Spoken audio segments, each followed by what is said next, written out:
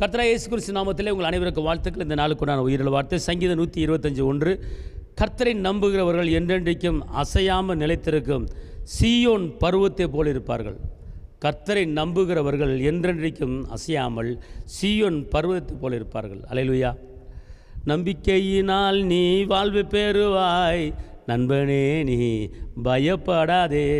நம்பிக்கையினால் நீ வாழ்வு பெறுவாய், நண்பனே நீ பயப்படாதே. பயம் வேண்டாம், திகில் வேண்டாம், படைச்சவர் உன்னை நடத்தி செல்வார். பயம் வேண்டாம், திகில் வேண்டாம், படைச்சவர் உன்னை நடத்தி செல்வார். நம்பிக்கையினால் நீ வாழ்வு பெறுவாய், நண்பனே நீ பயப்படாதே.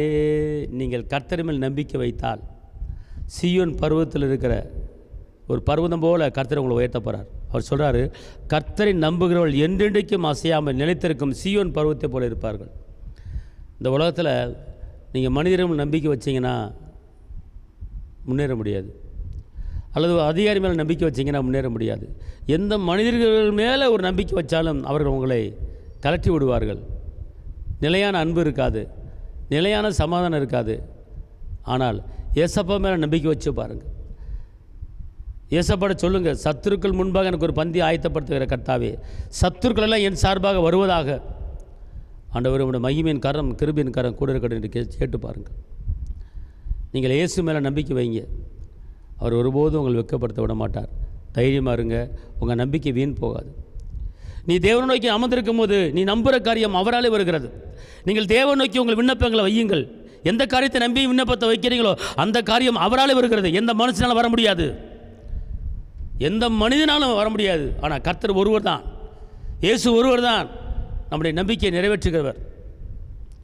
நாவில் சுவாசமுள்ள மனிதனை நம்பாதே என்று சொல்லப்பட்டிருக்கிறது. மனிதன் மேலே தயவுசெய்து நம்பிக்கை வைக்காதீர்கள். ஆனால் இயேசு மேலே நம்பிக்கை வைங்க, அவர் உங்கள் வாழ்க்கையை உயர்த்துவார். விழுந்து போன மதில்களை திருப்பி எடுப்பித்து கட்டுவார். திரும்ப வாழ வைதை கூட்டி கொடுப்பார். ஆயுஷ் நாட்களை பெருக பண்ணுவார். இப்போது இருப்பதை காட்டிலும் 1000 மடங்கு பெருக பண்ணுகிற கர்த்தர் உங்கள் மேலே அவர் இரக்கமாக இருக்கிறபடியால் அவர் மேலே நம்பிக்கை வைங்க, அவர் மேலே விசுவாசம் வைங்க. உங்கள் வாழ்க்கை கட்டப்படும்.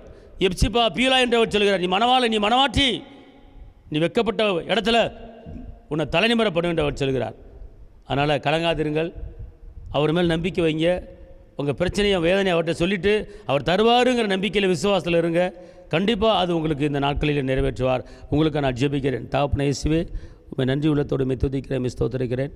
உன்னதரை துதிக்கிறேன், உயர்ந்தவரை துதிக்கிறேன், அற்புதரை துதிக்கிறேன், அதிசயரை துதிக்கிறேன், கரம் பிடித்தவரை துதிக்கிறேன், ஜீவனுள்ள தேவனை துதிக்கிறேன். இந்த நாளை ஆசீர்வதிங்கப்பா. ஆண்டவரே, நம்பிக்கையினால் நீ வாழ்வு பெறுவேன் வசனத்தின்படி. ஆண்டவரே, உங்களுடைய பிள்ளைகள் எந்த காரியத்தில் நம்பி உங்கள் இடத்துல விண்ணப்பத்தை வச்சுருக்காங்களோ அந்த காரியத்தில் ஜெயத்தை தாங்க, கிருபை தாங்க, பலத்தை தாங்க, காத்துக்கொள்ளுங்க, பலப்படுத்துங்க.